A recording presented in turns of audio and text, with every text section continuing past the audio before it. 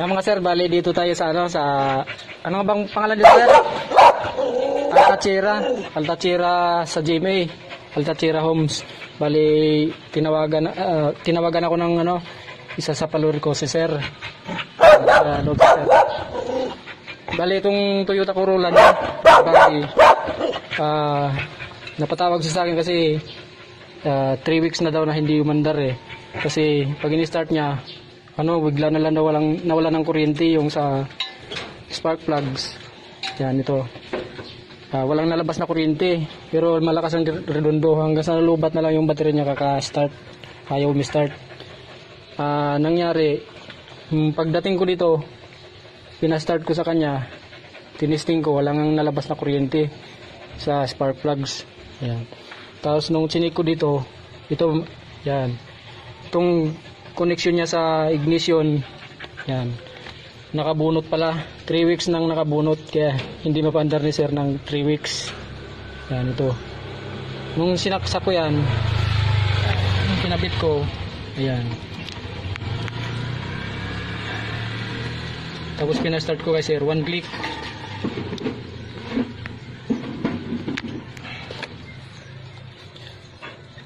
Yan. Pinastart ko kay sir, 1 click. Pwede mahiram susi sir? Pwede pa start sir?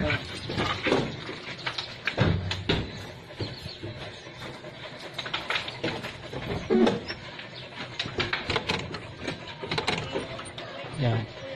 Okay sir, start. Nakapatay yung nakatanggal yung battery. Ay, nakapatay na pala yung battery. Kabit ko lang sir ha. Sige sir.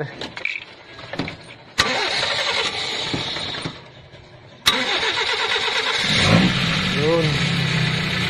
Yan mga sir. Ito lang pala ang problema kaya hindi mapandar ni sir ng 3 weeks. Ito lang yung sa ignition coil na yung konektado dun sa may susian. Ito lang may problema. Tatanggalin ko, ayaw niya mag-start.